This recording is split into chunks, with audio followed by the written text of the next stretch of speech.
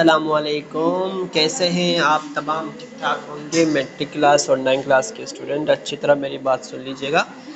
یہ آپ کا بورڈ کے جو نیا فارمیٹ ہے جس میں OMR ای مارکنگ کاپی کا ایک آپ کو سیمپل پیش کیا گیا ہے، جس کے ذریعے سے آپ لوگوں نے اس سال پیپر اٹیمپٹ کرنی ہے۔ ٹھیک ہے، دیکھیے گا، یہ آپ کے پاس شیٹ ہے اور جس میں آپ نے کلاس، گروپ، ڈیٹ، سبجیکٹ اور سینٹر نیم۔ پیپر آپ اینول دے رہے ہیں یا سپلی دے رہے ہیں؟ آپ کا SSC پارٹ 1 ہے، میٹرک کا پارٹ 2، 9 کلاس کا پارٹ 1 آپ مینشن کریں گے۔ اور جو رول نمبر ہے یہاں پر اس جگہ پر آپ نے کیا کرنا ہے، آپ نے جو بھی رول نمبر اوپر لکھا ہے، جو ڈیجٹ آپ کا آ رہا ہے اس ڈیجٹ کو آپ نے مارک کرنا ہے، صحیح سے بلیک کرنا ہے۔ ٹھیک ہے جی، اور یہ جو آپ کے پاس لکھا گیا ہے نیچے یہاں سمجھایا، دیکھو، ایک آپ سے کہا ہے کہ کریکٹ میتھڈ اینڈ دوسرا آپ کے پاس ہے wrong method.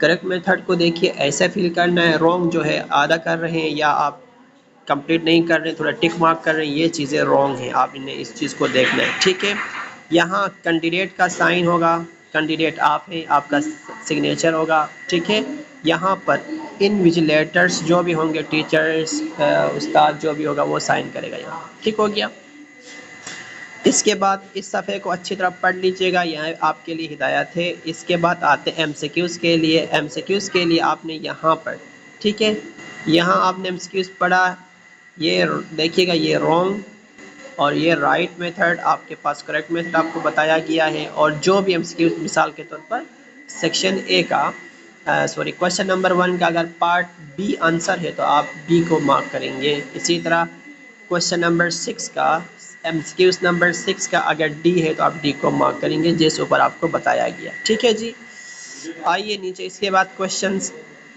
Short question answer کے لیے آپ کے پاس ایک لمٹ دیا ہے، ایک پیج آپ کے پاس گیون ہے۔ اس کے بعد دیکھیے کوشچن نمبر 3 سٹارٹ ہو رہا ہے، جیسے اوپر کوشچن نمبر 2 ہے، یہ دیکھیے میں آپ کو دکھا رہا ہوں، یہ کوشچن نمبر 2 ہے۔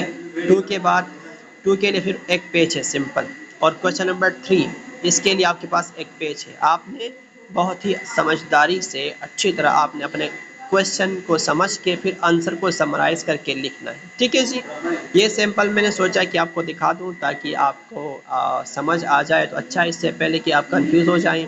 آئی ہوپ کہ آپ کنفیوز نہیں ہو جائیں گے، ماشاءاللہ سے آپ لوگ سب تیز ہیں، آپ کو سمجھ آ رہا ہے ایوری تھنگ، ایسا کوئی مشکل یا کوئی راکٹ سائنس نہیں اس کو سمجھنے کے لیے۔ ٹھیک ہے، پریشان نہیں ہو جائے گا۔ اگر کسی کو اس کے باوجود بھی سمجھ نہیں آ رہا تو آپ بتا سکتے ہیں، پوچھ سکتے ہیں، ہم